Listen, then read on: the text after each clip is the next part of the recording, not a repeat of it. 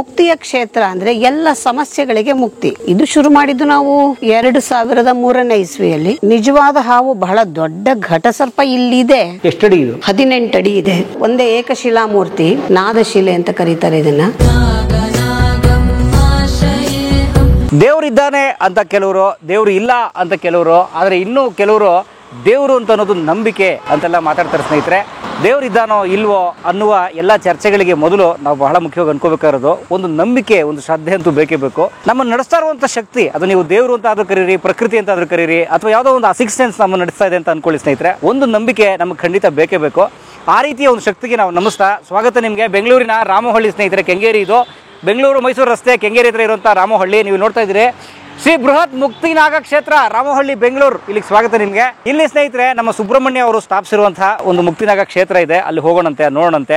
ಜೊತೆಗೆ ನಮ್ಮ ಡಾಕ್ಟರ್ ಗೌರಿ ಸುಬ್ರಹ್ಮಣ್ಯ ಅಮ್ಮ ಅವರು ನಾಟಿ ಔಷಧಿ, ಪಾರಂಪರಿಕವಾದಂಥ ಬಂದಂತಹ ನಾಟಿ ಔಷಧಿ ಅವ್ರ ಕುಟುಂಬದ ಹಿರಿಯರೆಲ್ಲರೂ ಕೊಡ್ತಿದ್ರು. ಅವರ ಮೂಲಕ ಬಂದಂಥ ತಮ್ಮ ನಾಟಿ ಔಷಧಿಯನ್ನ ಎಲ್ರಿಗೂ ಕೊಡ್ತಾ ಅನೇಕ ಕಾಯಿಲೆಗಳಿಗೆ ಅವರು ಗುಣಪಡಿಸ್ತಾ ಕೆಲಸ ಮಾಡ್ತಿದ್ದಾರೆ. ಕಲಾಮಾಧ್ಯಮದಲ್ಲಿ ಮೊದಲು ನಾವು ಸಂದರ್ಶನ ಮಾಡಿದ್ವಿ. ಈಗ ಹೋಗೋಣ. ಅವರು ಇಲ್ಲಿ ಬನ್ನಿ ಪರಂ ಅಂತ ಬಹಳ ದಿವಸದಿಂದ ಕರೀತಿದ್ರು. ಅವ್ರ ದೇವಾಲಯಕ್ಕೆ ಹೋಗಿ ಅವ್ರ ಜೊತೆಗೆ ಇನ್ನೊಂದಷ್ಟು ಮಾತುಕತೆ ನಡೆಸೋಣ. ಸ್ವಾಗತ ನಿಮಗೆ ಈ ವಿಶೇಷವಾದ ವಿಡಿಯೋಗೆ, ಕಲಾಮಾಧ್ಯಮಕ್ಕೆ ಬನ್ನಿ. ಎನಿಮಿಕ್ ಕಂಡೀಷನ್ ಅಂದ್ರೆ ರಕ್ತಹೀನತೆಯನ್ನ ಸರಿಪಡಿಸ್ಕೊಳ್ಳಕ್ಕೆ ಒಂದು ವಿಶೇಷವಾದ ಸೊಪ್ಪು. ಬನ್ನಿ ನಾವು ಒಳಗಡೆ ಹೋಗೋಣಂತೆ. ಇಲ್ಲಿ ಬಂತು, ಇಲ್ಲೊಂದು ಎರಗಡೆ ತಗೊಂಡ್ರೆ ಇನ್ನೊಂದು 100 ಮೀಟರ್ ಬಂದ್ಬಿಡುತ್ತೆ ನಮಗೆ ಮುಕ್ತಿನಾಗ ದೇವಾಲಯ, ರಾಮೋಹಳ್ಳಿ. ನೋಡಿ ಎದುರುಗಡೆ ಅದರ ಆರ್ಚ್ ಗಿರ್ಚ್ ಕಾಣ್ತಿರ್ಬೇಕು ನಿಮಗೆ. ಸ್ನೇಹಿತರೆ, ನಮ್ಮ ಜೊತೆಗೆ ಡಾಕ್ಟರ್ ಗೌರಿ ಸುಬ್ರಹ್ಮಣ್ಯ ಅವರಿದ್ದಾರೆ. ಅಮ್ಮ ನಮಸ್ಕಾರ. ನಮಸ್ತೆ. ಹೇಗಿದ್ದೀರಿ? ಚೆನ್ನಾಗಿದ್ದೀನಿ, ಅವನ ಕೃಪೆಯಿಂದ. ಯಾವ ಜಾಗ ಇದೆ? ಮುಕ್ತಿನಾಗ ಕ್ಷೇತ್ರ, ಬೆಂಗಳೂರಿನಲ್ಲಿರುವಂಥ ರಾಮೋಹಳ್ಳಿಯಲ್ಲಿರುವಂಥ ಮುಕ್ತಿನಾಗ ಕ್ಷೇತ್ರ. ಏನು ಮುಕ್ತಿನಾಗ? ಮುಕ್ತಿನಾಗ ಏನು ಅಂತಂದರೆ ತುಂಬ ವಿಷಯ ಇದೆ. ಮುಕ್ತಿನಾಗನ ಬಗ್ಗೆ ಹೇಳಬೇಕಂದ್ರೆ ಒಂದೆರಡು ಮಾತಿನಲ್ಲಿ ಹೇಳಲಿಕ್ಕೆ ಸಾಧ್ಯ ಇಲ್ಲ. ಆದರೆ ಒಂದೇ ಮಾತಿನಲ್ಲಿ ಹೇಳಬೇಕು ಅಂದರೆ ಇದು ಮುಕ್ತಿಯ ಕ್ಷೇತ್ರ. ಮುಕ್ತಿಯ ಕ್ಷೇತ್ರ ಅಂದ್ರೆ ಎಲ್ಲ ಸಮಸ್ಯೆಗಳಿಗೆ ಮುಕ್ತಿ. ಯಾವ ವರ್ಷ ಶುರು ಮಾಡಿದ್ದು? ಇದು ಶುರು ಮಾಡಿದ್ದು ನಾವು 2003ನೇ ಇಸ್ವಿಯಲ್ಲಿ. ಹೆಚ್ಚು ಕಮ್ಮಿ 24 ವರ್ಷ ಆಗಿದೆ. ಯಾರು ಸ್ಥಾಪಕರು? ನಮ್ಮ ಯಜಮಾನರು ಸುಬ್ರಹ್ಮಣ್ಯ ಶಾಸ್ತ್ರಿ ಗುರೂಜಿಯವರು ಸಂಸ್ಥಾಪಕರು. ಅವರು ಸಾಮಾನ್ಯ ಉಪನ್ಯಾಸಕರು, ವಿಜಯ ಕಾಲೇಜಲ್ಲಿ ಉಪನ್ಯಾಸಕರಾಗಿದ್ದವರು, ಕಾಮರ್ಸ್ ಪ್ರೊಫೆಸರ್ ಆಗಿದ್ದವರು. ಇಲ್ಲೇನಾದ್ರು ಉತ್ಪತ್ತಿ ಮಾಡೋಣ ಅಂದ್ರೆ ಭೂಮಿಯಲ್ಲಿ ಏನು ಬೆಳೀತಿರ್ಲಿಲ್ಲ.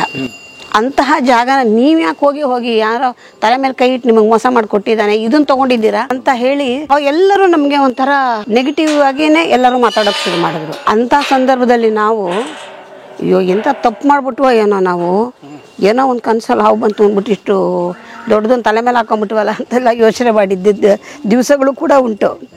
ದುಡ್ಡಿರೋರಾಗಿದ್ರೆ 2-3 ವರ್ಷದಲ್ಲಿ ಕಟ್ಟಿರೋರು, ಇನ್ನು 24 ವರ್ಷದಿಂದ ಕಟ್ಟಿದೀವಿ.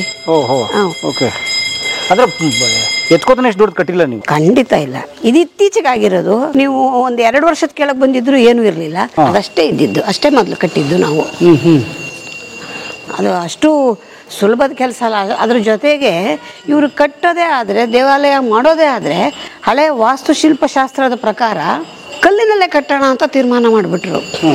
ಅದು ಮತ್ತಷ್ಟು ದೊಡ್ಡ ಸಮಸ್ಯೆ. ಇಷ್ಟು ದೊಡ್ಡ ಬೃಹದಾಕಾರದ ಕಲ್ಲಿನ ಒಂದು ದೇವಾಲಯ ನಿರ್ಮಾಣ ಮಾಡಬೇಕು ಅಂದರೆ ಊಹೆನೇ ಮಾಡೋಕ್ಕಾಗಲ್ಲ. ಅಲ್ಲ ಹೋಗ್ಲಿ, ಇಲ್ಲಿಗೆ ಟಿಲ್ 2025 ಇದರಿಗೆ ವೆಚ್ಚ ಎಷ್ಟು ಹಾಗಾದ್ರೆ? ಗೊತ್ತಿಲ್ಲ. ನಾವು ಯಾವತ್ತೂ ಲೆಕ್ಕ ಬರೆದಿಲ್ಲ, ಲೆಕ್ಕ ಇಟ್ಟಿಲ್ಲ. ಅವನೇನು ಕೊಡ್ತಾನೆ ಅದನ್ನು ಖರ್ಚು ಮಾಡಿದ್ದೀವಿ. ನಾನು ಇವತ್ತಿನವರೆಗೂ ಈ ರಾಜಗೋಪುರ ಮಾಡಿದ್ನಲ್ಲ, 1 ರೂಪಾಯಿ ಲೆಕ್ಕ ಬರೆದಿಲ್ಲ ನಾನು. ಅದು ಎಷ್ಟು ಖರ್ಚಾಯಿತು ನನಗೆ ಗೊತ್ತಿಲ್ಲ. ಅಲ್ಲಿ ತರೋದು, ಅಷ್ಟು ಸಂಪಾದನೆ ಮಾಡೋದು, ಒಂದೊಂದೇ ಲೇಯರೇ ಕಟ್ಕೊಂಡು ತಂದು ಮುಗಿಸಿರೋದು. ಭಕ್ತರ ಕಾಣಿಕೆ, ಭಕ್ತರ ಕಾಣಿಕೆ ಬಂದಿದೆ. ಭಕ್ತರ ಕಾಣಿಕೆ ಇಲ್ದಿರ ಮಾಡ್ಲಿಕ್ಕೆ ಸಾಧ್ಯನೇ ಇಲ್ಲ. ಹಂಗಂತ ದೊಡ್ಡ ಮಟ್ಟದ ಮೊತ್ತ ನಮ್ಗೆ ಯಾವತ್ತೂ ಇದುವರೆಗೆ ಬಂದಿಲ್ಲ. ಬಂದಿರೋದೆಲ್ಲನೂ ಕೂಡ 5,000, 10,000, ತುಂಬ ಅನುಕೂಲ ಆದವರು ಒಂದು 25,000. ಆದರೆ ದೊಡ್ಡ ಮಟ್ಟದಲ್ಲಿ ಅನುಕೂಲ ಆದವರು ಇಲ್ಲಾರು ಸಹಾಯವನ್ನು ನಮಗೆ ಮಾಡಲಿಲ್ಲ. ಮಾಡಿದವರೆಲ್ಲರೂ ಕೂಡ ಸಾಮಾನ್ಯ ವರ್ಗದ ಜನನೇ ಸಹಾಯ ಮಾಡಿರೋದು. ದೊಡ್ಡವರೆಲ್ಲರೂ ಅದು ಮಾಡ್ಕೊಟ್ಬಿಟ್ಟು ಹೋಗ್ತೀನಿ, ಇದು ಮಾಡ್ಕೊಟ್ಟು ಹೋಗ್ತೀನಿ ಅಂತ ಹೇಳ್ಬಿಟ್ಟು ಹೋದವ್ರು ಯಾರೂ ಇದ್ರವರೆಗೂ ಏನೂ ಮಾಡಿಲ್ಲ. ಒಂದು ಸಣ್ಣ ದೇವಸ್ಥಾನ ಅಂತ ಇಷ್ಟೇ ಗರ್ಭಗುಡಿ ಅಷ್ಟೇ ಆಗಿದ್ದಿದ್ದು. ಬರೋ ಭಕ್ತರೆಲ್ಲರೂ ಇಲ್ಲೇ ಬಂದು ನಿಂತ್ಕೊಂಡು ಪೂಜೆ ಮಾಡ್ತಾಯಿದ್ರು. ಅಂಥದ್ರಲ್ಲಿ ಈಗ ಎಲ್ಲನೂ ಒಂದು ದೊಡ್ಡ ಪ್ರಾಕಾರ ಮಂಟಪ ಆಯಿತು, ಬೃಹದಾಕಾರದ ರಾಜಗೋಪುರ ಆಯಿತು. ಮೊನ್ನೆ ಇದು ಸ್ಥಪತಿಗಳು ನಮ್ಮ ಈ ಕುಂಭಾಭಿಷೇಕಕ್ಕೆ ಬಂದಾಗ ನೀವೆಲ್ಲರಿಗೂ ದೇವಸ್ಥಾನ ಅಂತ ಅಷ್ಟೇ ಹೇಳ್ತೀರಾ. ಬೆಂಗಳೂರಿನಲ್ಲಿ ಇಂತಹ ಒಳ್ಳೆಯ ಒಂದು ಶಿಲ್ಪಶಾಸ್ತ್ರ ಇರತಕ್ಕಂತಹ ಯಾವುದಾದ್ರೂ ಕೂಡ ಪ್ರಾಕಾರ ಮಂಟಪ ಸಹಿತವಾಗಿ ಇರುವಂಥ ರಾಜಗೋಪುರ ಎಲ್ಲರೂ ಇದೆಯಾ ನೋಡ್ಕೊಂಬನ್ನಿ ಹೋಗಿ ಅಂತಂದ್ರು ಅವರು. ನಾವು ಅದ್ರ ಬಗ್ಗೆ ನಮಗೆ ಗಮನವೂ ಇಲ್ಲ, ನಾವೇನು ಅದ್ರ ಬಗ್ಗೆ ಉಲ್ಲೇಖನೂ ಎಲ್ಲೂ ಮಾಡಿಲ್ಲ, ಮಾಡೋಕ್ಕೂ ಹೋಗಿಲ್ಲ. ಅಂದರೆ ಇದೆಲ್ಲವೂ ಕೂಡ ಅವನ ಆಣತಿಯಂತೆ ನಡೀತಾ ಇದೆಯೇ ಹೊರತು ನಮ್ಮ ಇಚ್ಛೆಯಂತೆ ಏನನ್ನೂ ನಡೆಸೋದಕ್ಕೆ ಸಾಧ್ಯನೇ ಇಲ್ಲ. ನಮ್ಮಂಥ ಸಾಮಾನ್ಯ ಮನುಷ್ಯರು ಇಂಥದೊಂದು ದೇವಾಲಯನ ಮಾಡಲಿಕ್ಕೆ ಸಾಧ್ಯ ಇಲ್ಲ. ಬೃಹದಾಕಾರದ ನಾಗನಿಗೊಂದು ಬೃಹದಾಕಾರದ ಆಲಯ ನಿರ್ಮಾಣ ಆಗಿದೆ. ಈ ಬೃಹದಾಕಾರದ ಆಲಯಕ್ಕೊಂದು ಬೃಹದಾಕಾರದ ರಾಜಗೋಪುರ ನಿರ್ಮಾಣ ಆಗಿದೆ. ಇವೆಲ್ಲವೂ ಕೂಡ ಅವನ ಇಚ್ಛೆ. ಅವನು ನಮಗೆ ಶಕ್ತಿ ಕೊಟ್ಟು ಮಾಡಿಸ್ತಾ ಇದ್ದಾನೆ. ಯಜಮಾನರು 8 ವರ್ಷದ ಕೆಳಗೆ ದಿಢೀರ್ ಅಂತ ಹೋಗ್ಬಿಟ್ರು. ಇದ್ದಕ್ಕಿದ್ದಾಗ ಹಾರ್ಟ್ ಅಟ್ಯಾಕ್ ಆಗಿ ಹೋಗ್ಬಿಟ್ರು. ಅವತ್ತಿನ ದಿವಸ ಅವ್ರು ಹೋದ್ರು ಅಂತ ಹೇಳಿ ಬರ್ತಾಯಿದ್ದ ಜನ ಎಲ್ಲ ಬರೋದು ನಿಲ್ಲಿಸ್ಬಿಟ್ರು. ಒಂದೇ ಒಂದು ನರ್ಪಿಳ್ಳೆ ಇಲ್ಲ ಈ ದೇವಸ್ಥಾನದಲ್ಲಿ. 3 ತಿಂಗಳು ಕಾದು ನೋಡಿದ್ರೆ ಯಾರೂ ಇಲ್ಲ. ನಾನು ಒಬ್ಬಳೇ ಏಕಾಂಗಿ. ಏನು ಮಾಡಬೇಕು, ಏನು ಮಾಡೋಕ್ಕೆ ದಿಕ್ಕು ತೋಚಿದ್ರೆ ಎಲ್ಲರೂ ಯಾರಿಗಾರು ಕೊಟ್ಬಿಟ್ಟು ಹೊಟ್ಟೋಗೋಣ ಅನ್ನೋ ಪರಿಸ್ಥಿತಿಗೆ ಬಂದಿದ್ದೆ ಅವತ್ತು. ಆವಾಗ ಎಲ್ಲರೂ ಆ ಥರ ಮಾಡಬೇಡ, ಏನಾದರೂ ಮಾಡಿ ಧೈರ್ಯ ಮಾಡು, ನಿನಗೆ ಕಾರ್ಯಕ್ರಮಗಳು ಮಾಡ್ತೀಯ, ನಿನಗೆ ಬೆಂಬಲ ಇದೆ, ಒಳ್ಳೆ ವಿದ್ಯೆ ಇದೆ, ಯಾಕೆ ಹೆದರ್ತೀಯ ಅಂತ ಕೆಲವು ಗುರುಗಳೆಲ್ಲ ಬಂದು ನನಗೆ ಸ್ವಲ್ಪ ಹುರಿದುಂಬಿಸಿದ್ರು. ಆವಾಗ ಏನಾರು ಒಂದು ಮಾಡೋಣಪ್ಪ ಅಂತ ಬಂದರೆ ಇಲ್ಲಿ ಬಿಕೋ ಅನ್ನತ್ತೆ. ಇಲ್ಲಿ ಕೆಲಸ ಮಾಡ್ತಾ ಇದ್ದಂಥ ವರ್ಕರ್ಸ್ ಎಲ್ರಿಗೂ ನಂಗೆ ಸಂಬಳನೂ ಕೊಡೋಕ್ಕಾಗಲ್ಲ, ಏಮನ್ ಜೊತೆ ಇದನ್ನು ನಾವೇನು ಮಾಡೋದು ಅಂತ ಒಬ್ಬೊಬ್ಬರೇ ಕೆಲಸನೂ ಬಿಟ್ಟು ಹೋಗೋಕ್ಕೆ ಶುರು ಮಾಡಿದ್ರು. ಏನು ಮಾಡಬೇಕಂತ ಪರಿಸ್ಥಿತಿನಲ್ಲಿ ತುಂಬ ಶೋಚನೀಯವಾದ ಸ್ಥಿತಿ ಅವತ್ತು. ಅಂತಹ ಸ್ಥಿತಿನಲ್ಲಿ ನನಗೆ ಯಾರು ಧೈರ್ಯ ಕೊಟ್ಟರು?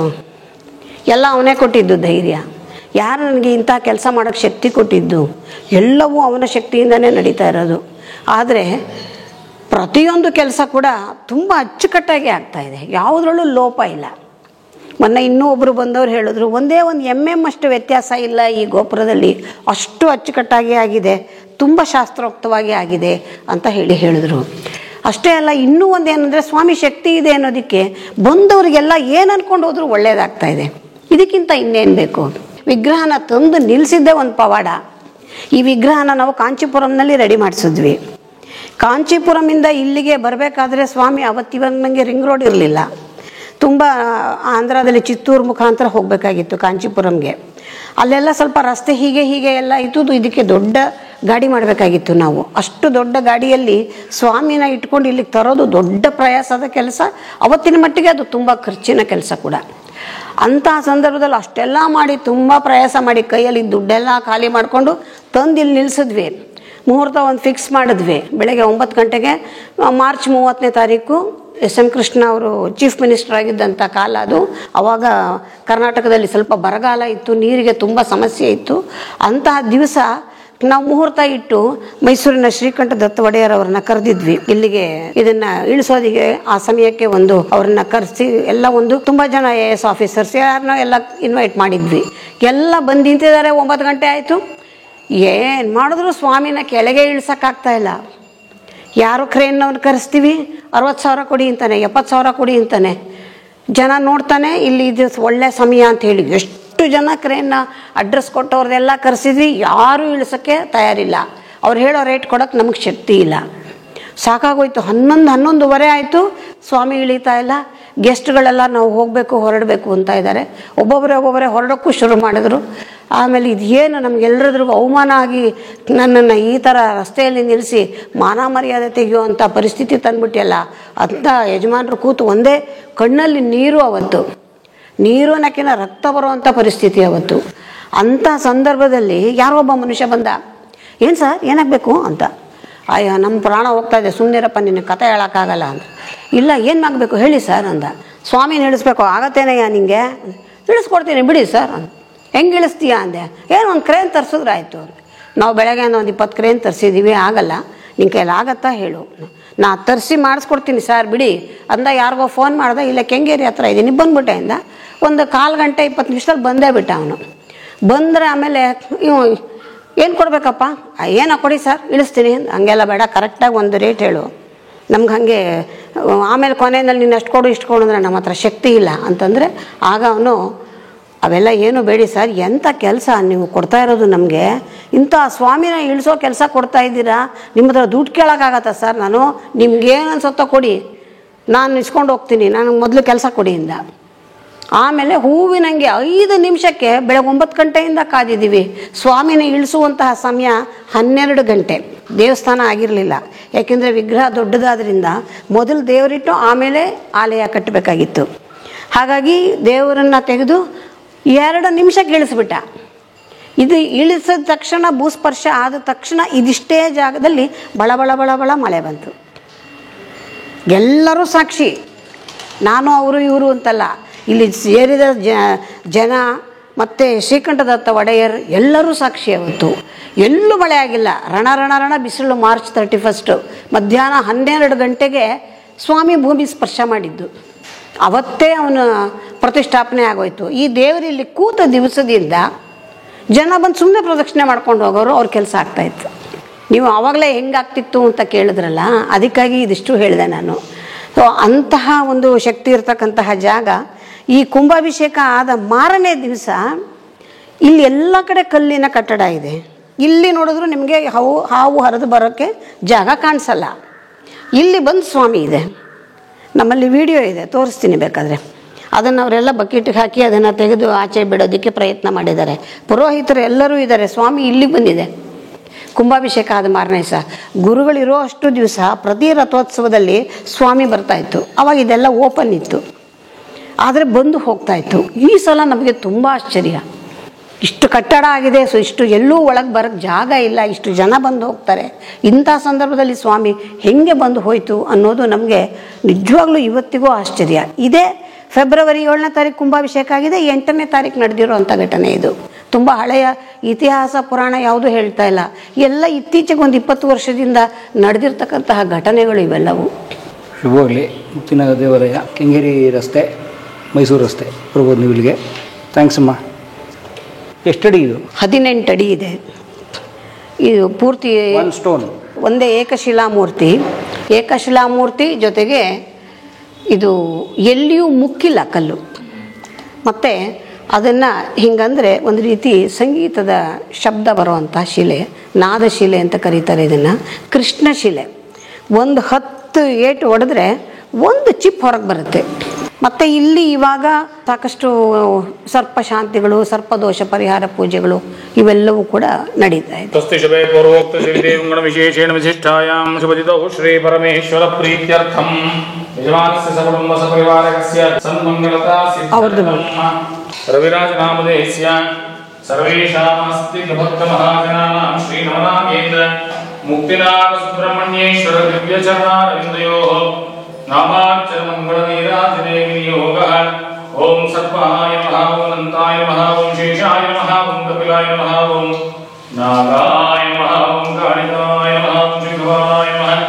ಸಹಸ್ರಫಣಾಯ ವಿದ್ಮಹೇ ಚತುಶ್ರವಣಾಯ ಧೀಮಹಿ ತನ್ನೋ ನಾಗಃ ಪ್ರಚೋದಯಾತ್. ಶ್ರೀ ನವನಾಗೇಂದ್ರ ಮುಕ್ತಿನಾಥ ಸುಬ್ರಹ್ಮಣ್ಯ ದಿವ್ಯ ಚರಣಾರವಿಂದಯೋಃ ಮಂಗಳ ನೀರಾಜನಂ ದರ್ಶಯಾಮಿ, ರಕ್ಷಾಂ ಧಾರಯಾಮಿ, ನಮಃ ನಮಸ್ಕರೋಮಿ. ಹರ ನಮಃ ಪಾರ್ವತೇ ಪತಯೇ, ಹರ ಹರ ಹರ ಹರ ಮಹಾದೇವ.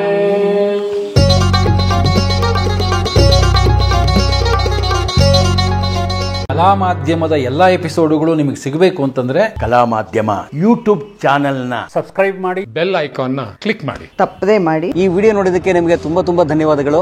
ಪುಸ್ತಕಗಳನ್ನು ಓದು ಮನಸ್ಸನ್ನು ಅರಳಿಸುತ್ತೆ, ಬುದ್ಧಿಯನ್ನು ಚುರುಕು ಮಾಡುತ್ತೆ, ಕಾಣದ ಹೊಸಲೋಕವನ್ನು ಪರಿಚಯಿಸುತ್ತೆ. ಹಾಗಾಗಿ ಓದುವ ಸಂಸ್ಕೃತಿ ಹೆಚ್ಚಾಗ್ಲಿ. ಧನ್ಯವಾದ.